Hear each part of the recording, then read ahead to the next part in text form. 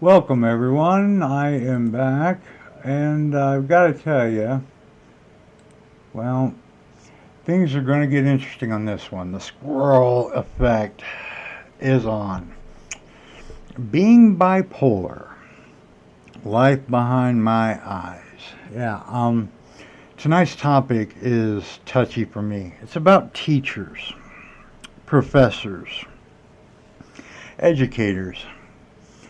These are the people that we trust with our children 5 out of 7 days a week. I mean, through the pandemic, these people made themselves available for all their students. I mean, they were around a lot as they could. Now, I talk a lot about this through also a very dear, close friend of mine who is a teacher. As funny as she is teaching at the high school that we went to high school. It's weird to me, but it suits her because who she is. And God bless her.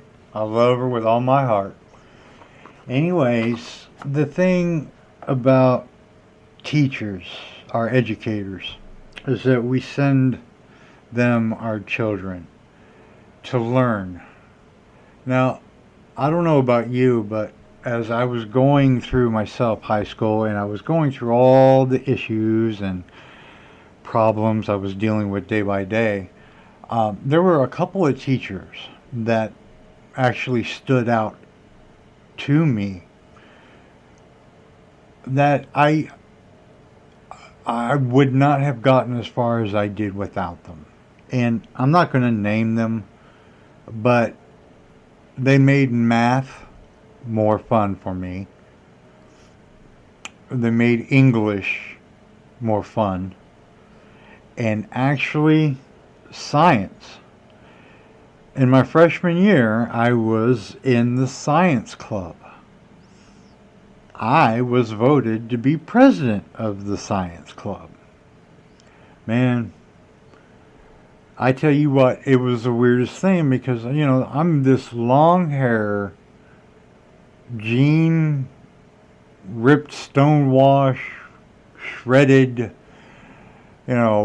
patch on the back of my jean jacket, Metallica, and then it would be Iron Maiden, Anthrax, I had a couple of Megadeths, I had one signed when I went to one of the shows backstage. I had my Iron Maiden and Anthrax jean jacket signed, and then Wrathchild America signed it through that in store. Oh, squirrel. Okay, that's another quarter. Man, we got $1 in the jar now, man. Dude, $1. Oh, wow. Okay, I can't afford my squirrel effect until, I get my help. Anywho, teachers, they're a special kind of breed because not only do they want to learn for themselves, but they're willing to pay it forward and teach our children. And we, as a society, are okay with this. Some are, anyway. But most are okay with this without thinking actually through what is actually going on. I have seen some great people, great teachers who wanted to be there for their students, but couldn't. There was no way. I mean, it would be a lack of money, or it would be, I need help with something. Can you take me to the counselor? Yes, I'll take you to the counselor. What can the counselor do? Well, back then they could not do much. Basically, tell your parents. Okay? True. The school systems are doing so much better for our children. And I got to tell you, I'm really disappointed in the fact that these people are not getting paid what they deserve. All right? It's the same with the nurses. And I am a firm believer that if you want to educate my child, I will gladly pay a couple more dollars in taxes and whatever, how they deal with that, just so that you can be paid what you're worth. Now, in high school, that's when all my mental health issues started kicking in. My hormones were going, testosterone levels were high, 10 foot tall and bulletproof, okay? And I was listening to some great aggressive music that was making my life so much more fun because I could focus on the music. Now, that'll be another podcast basically focusing what you're feeling and how to deal with it.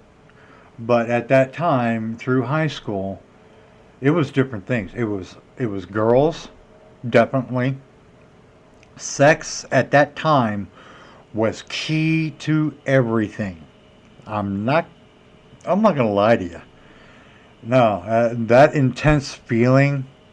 I mean, masturbation was fine, but when you've got a partner, holy cow, it is so much better. So that was the goal for a while, man. I was gonna get high. I was going to skate through high school. I was making all my best friends and close friends were the geeks and nerds in high school that wanted me to stand around because they knew that nobody would mess with them. The teachers actually felt safe. My math teacher loved it when I was around because nobody messed around. She showed me enough respect in the beginning of the year. I knew right then and there I was going to learn something from her. And I didn't want any dipshit sitting next to me disturbing me. And everybody in that class knew it. Yeah, at times I could be a real prick. But if a teacher is going to show me respect and help me with what I am going through, and I'm able to talk and trust that teacher to help me, I will not stand by and see anybody disrespect them. Now, I can't be a hypocrite because there were a couple of teachers that really got on my nerves. For one, my history teacher. At that time, I was starting to develop a love for history. I began to really delve into the little things that intrigued me about history. One of the things was religion. Now, my history teacher, he was pretty much a prick. Now, we went toe to toe on quite a few different things, and he was proven right, and I was proven wrong, or right, or however. Because I got to tell you, now I should have stuck to my guns about the Vikings being here before Columbus. So I was right, but at the time I was wrong. Yeah. Anywho, teachers have an ability to guide our children. And if a teacher has less stress, like for instance, healthcare, the teacher that I know and love is dealing with some medical issues. And she's been dealing with some tight issues. I don't want to go any further. I don't want her to, I haven't asked her permission to talk any further about it, and I'm not going to. She means that much. Okay, so when I see a teacher having to deal with the health problems they deal with, and then the insurance, and then the co-pays, because their insurance sucks.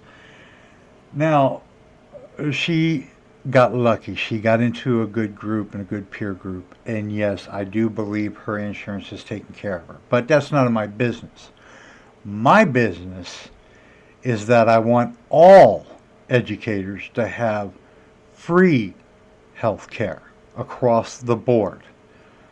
That would loosen up their anxieties over what's going to happen when I have to go to the doctor and I can't afford a copay because I had to go and buy things for my classroom to educate these students because the government, state, whoever can't find the way to debt govern.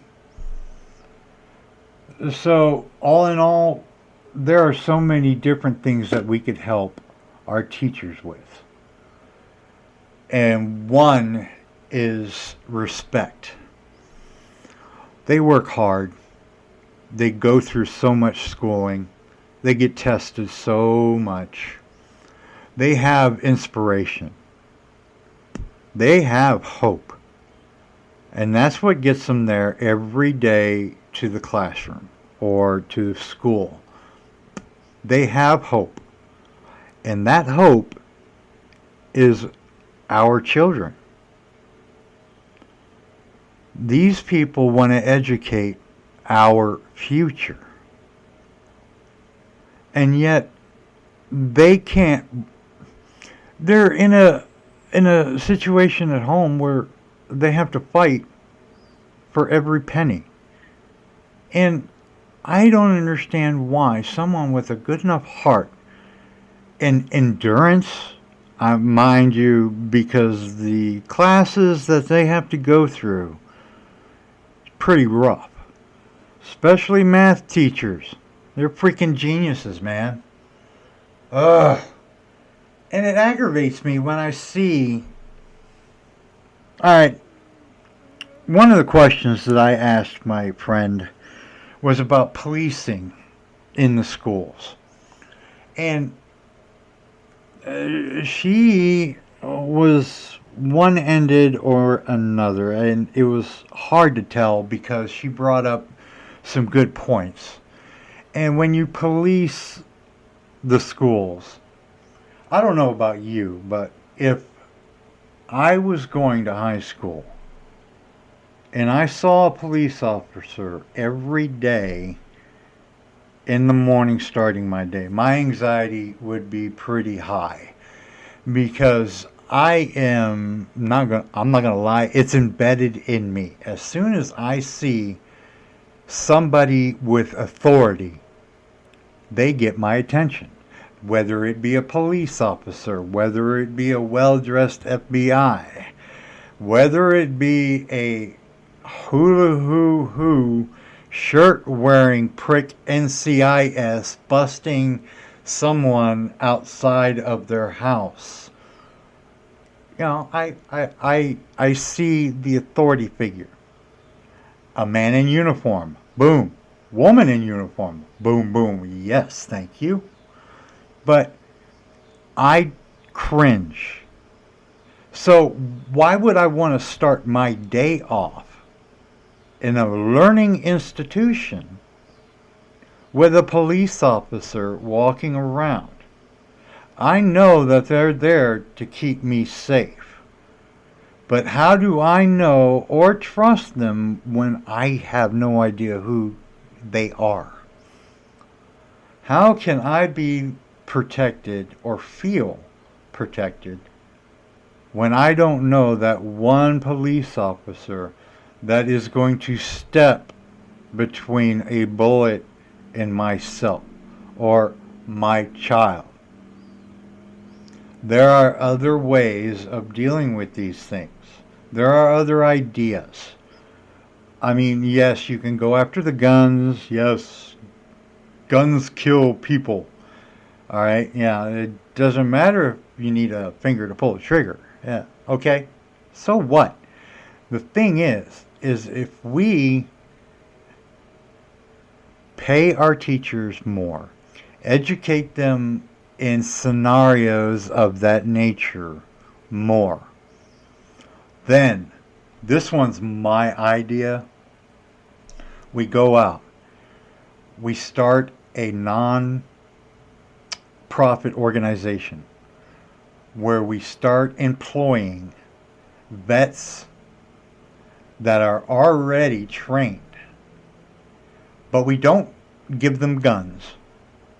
We just post them out with, I don't know, a baseball bat or a hockey stick. You know, guns, yeah, they're intimidating, but man, a baseball bat. I mean, I don't know about you, but like waking dead, waking up dead, dude, Lucille or Lucy, the bat with the barbed wire. I'm telling you what, if I saw somebody walking around there with a badge and was like cool, having a good time, I would think twice about doing something stupid. But not just one. You need like two camped out at each entrance. Okay? And they all have communication with one central location. If we're going to train our vets and then let them go off on their own, you're going to have issues. So let them protect our educators. I mean, come on. Think about it. I mean, each state has their own program. Each state has their own way of venting, because you don't want anybody with PTSD involved. No. Instead, you want to get them into therapy. Okay? There you go. A great vetting process. Would he be able to protect our children and our teachers from someone who wants to do them harm? Or did they come back with something wrong and we need to help them through it any way we can? Wow. Isn't that something? I don't know if I would call that a squirrel, but I'm going to go ahead and just Waking Dead, right? That was it. Okay. Now, the biggest thing about teachers is that they kind of help you as a parent form a foundation as your child is growing, as you know, going through school yourself. We rely heavily on the teachers and the school systems and the state and the federal. We rely on all of them to keep everything going. Okay? And I got to tell you, I'm hearing different stories through, yes, John Oliver, who is genius, and I love him and his writers and his research team. Squirrel. That's $1.25. Damn it. That's almost a quarter of a pack of cigarettes. Whoa, yeah. Okay. Now, when we get back to the teachers, the one thing that we have all had issues with growing up is authority. But I think this generation coming up has a better understanding. They're dealing with a whole lot. And I believe that the teachers that are being educated now will even further the education process. The only problem is they're not getting incentives. Okay, they're not getting the pay they deserve. And a lot of them are having to work through summer school at second, third jobs while they're doing summer school classes. And these are everyday people who are trying to survive keeping a job they love. Okay? Now, like I said before, I want to be a therapist. and I want to do it for the prison systems. And something that was embedded into me in the 9th grade, I'll never forget it. It was a teacher, and I'm not going to say his name. He was my science teacher, and this guy was a jolly guy, and I enjoyed so much coming to his class every day because not only did he give respect to everyone in the class, his demeanor. You knew you were going to learn, but you were going to enjoy doing it.